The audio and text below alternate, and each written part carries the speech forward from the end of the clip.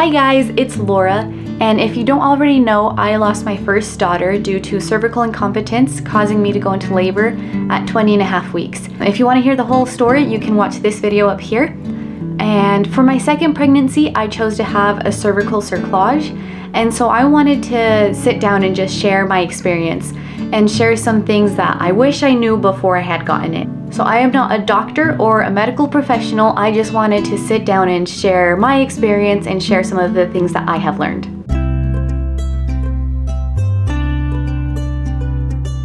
So if you don't know what a cerclage is, it's basically a stitch that is put in your cervix to help prevent preterm labor. And so since I went into preterm labor with my daughter at 20.5 weeks, all the nurses and the OBs were just saying, oh, next time when you're pregnant you can have a cerclage and hopefully that'll keep your baby in longer or full term. And so after hearing all those things, I decided that I did want to have the cerclage with my next pregnancy. So when I got pregnant again, I went to see my OB and I also saw maternal fetal medicine. And they kind of gave me the options. And so with cerclages, there's basically two different options. So there's the preventative stitch, which is also called a prophylactic cerclage. And so that is put in at the beginning of the second trimester.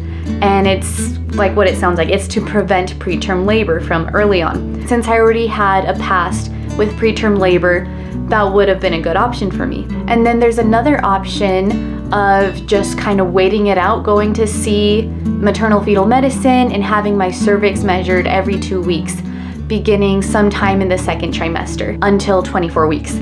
And then if at any point my cervix shortened a lot, or if it got below a certain length, then they would put in a rescue stitch. So those were the two options, and with my past, I decided that I wanted to do the preventative cerclage, just because I knew that if I decided not to do the cerclage and something happened to my second baby, I would never forgive myself. I just wanted to do anything that I could to protect my baby and to try to prevent preterm labor. And there are some risks with getting a cervical cerclage put in. Since it is a stitch that they're putting in your cervix, the risk is if at any point if the water sac becomes ruptured, then the pregnancy would just end. There wouldn't be anything that they could do. Basically, your water would break and there wouldn't be a way to undo it. It's more risky later on when your cervix is shorter, just because it's more likely that they can get closer to the water sac. Also, because of that, I decided to have it as early as I could, because I knew I just wanted to have the cerclage. I had my cerclage put in when I was 13.5 weeks pregnant. I remember I was really nervous and anxious at first, but it was actually a really cool experience. I went over to the hospital and I thought I was going to be put under. That was just kind of the impression that I thought, that I would just be put to sleep and they do the cerclage. And then after talking to the anesthesiologist, we decided that it would be better and safer for my baby if I was awake and if they just did a spinal. I was fine with that, and I actually thought it was really cool because I got to be awake and I got to see how the doctor was operating and all the nurses and the anesthesiologist, and it was so cool just to see how everyone was working. And the procedure was actually pretty fast. They had me laying down in bed and they kind of had me slanted so my head was down, just to kind of have gravity help to kind of keep the baby in the water sac away from the cervix, was how the OB explained it.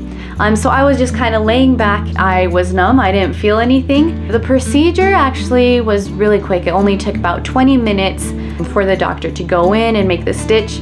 And he said that everything looked great from that point. They said that the water bag didn't like rupture anything while they were there, but they said that it's possible that it still could have ruptured. And if it did, then I would have found a lot of leaking of fluid for the next few days. So they told me to keep an eye out for that. And so I recovered well, and I remember the next few days, I just kind of took it easy. I kind of was just stay in bed and rest. I did have cramps and some pressure, which they told me would happen and which they told me was normal. And then I did also have some bleeding, but it wasn't anything too major where it concerned me. It was just kind of discomfort and pain, but it wasn't something that I couldn't handle. So that's how it was for about the first week or so, and I just made sure to listen to my body and take it easy.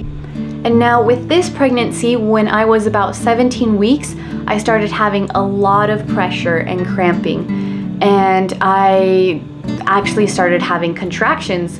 And so I was super worried. I was really nervous. So we went to the hospital, and since I wasn't 20 weeks yet, I just went into the normal emergency room. And they did some tests, and then come to find out that I had a bladder infection. And the bladder infection was causing me to have those contractions. But they checked my cervix, and I wasn't dilated, my cervix was still long. And so at that point, I was super grateful to have the cerclage, just because I don't know what would have happened if I didn't have the cerclage in at that point. With having a cerclage in, the doctor did tell us before we had the cerclage put in that with it in, they recommended not having any intercourse, just because they didn't want to have anything irritating the cerclage or potential risk for infection. So that was something that we did have to do. And then something that I also did was I was on progesterone suppositories starting at 16 weeks. Every night I got the progesterone, and that was something that studies have shown can also help prevent preterm labor. I was very anxious with this pregnancy, and with my doctor we had little mini goals, where first we wanted to make it to 24 weeks, which was viability, and then 28 weeks, and then 32, and then 36. And with my OB, he said, okay, 36 weeks is our final goal. Like, if you can make it to 36 weeks, like, we will count that as a huge win. And so I remember I was just super anxious when we were around the 20-week mark, especially because that was around the time when I went into labor with my first pregnancy. But we made it past 24 weeks, and I was super excited. At times, there would be some times or some weeks where then I would start to feel more pressure or discomfort, and I would get really worried. So I would be on bed rest on and off. When I was in my 3rd trimester, I started experiencing a lot of contractions. I had a lot of Braxton Hicks contractions, but then I also had real contractions. And I had it starting at like 28 or 29 weeks, but then at 30 weeks, it was very consistent for a couple days.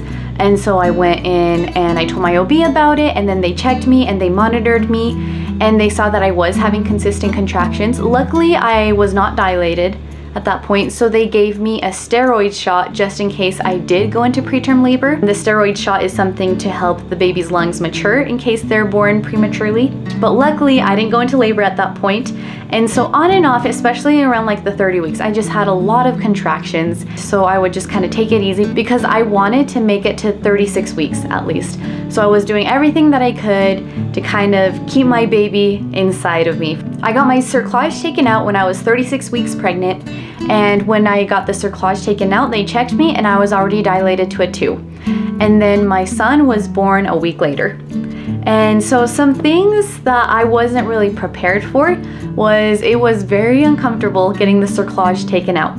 It was just in office, and so I didn't have any numbing or anything. The doctor just went in and he snipped the stitch and pulled it out. But the problem is with my stitch, when it was coming out, it also, kind of tore my cervix at the top is what the doctor said. And so I was bleeding quite a bit from my cervix.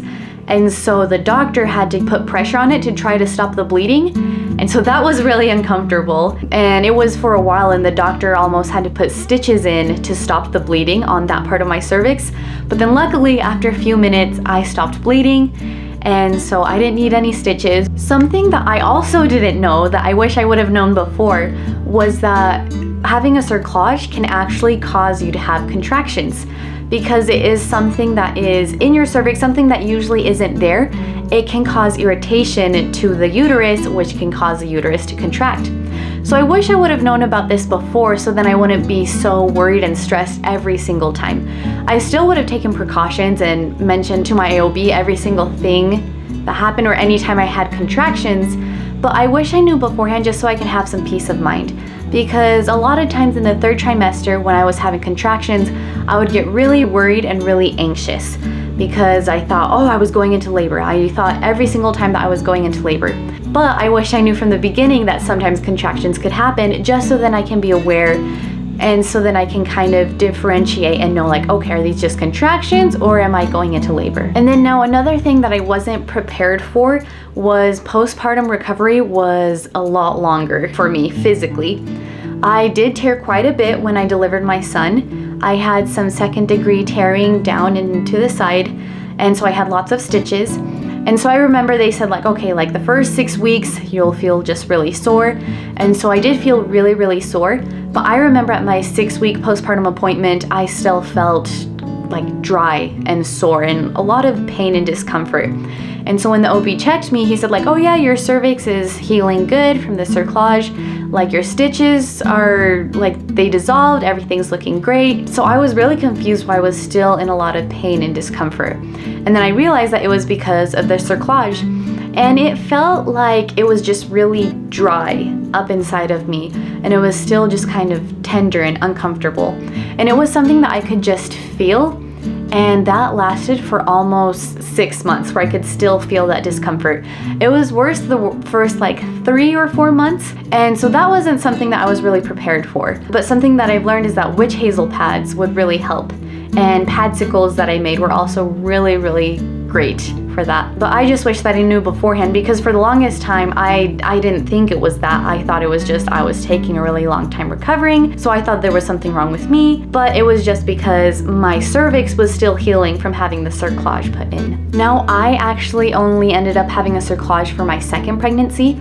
With my third pregnancy, I decided to go the other route with doing the monitoring and having a rescue stitch if my cervix got too short. But I was able to make it to 36 weeks without having a cerclage. I was still on progesterone at that one. For me, it was really interesting that I was able to make it that far without having a cerclage. And the reason why I decided to do that was because I made it to 37 weeks with a cerclage.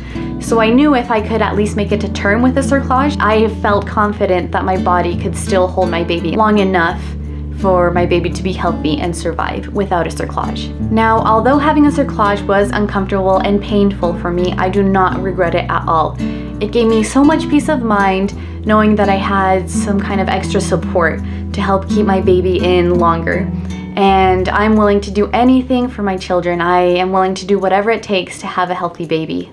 And I really am grateful for modern medicine to allow us to have these different options or things to help us so that we can have better chances at having healthy babies. And so that was my experience with having a cerclage. Hopefully you learned something. And if you are in the process of deciding if you want to get a cerclage, I recommend just going with your gut, seeing how you feel about it and your spouse, and then also talking to your doctor or medical professional, just because everyone is different, everyone's body is different. But this was just my experience and things that happened with me. I don't know if I'll have a cerclage again since I made it to 36 weeks with my son, at least not a preventative cerclage. But then I don't know, every body is different, every pregnancy is different, and I'm not pregnant yet, and so I'll figure it out when we get to that point. But yeah, that is my story. Hopefully you guys learned something. I really hope you guys enjoyed this video, and thank you guys so much for watching. Bye!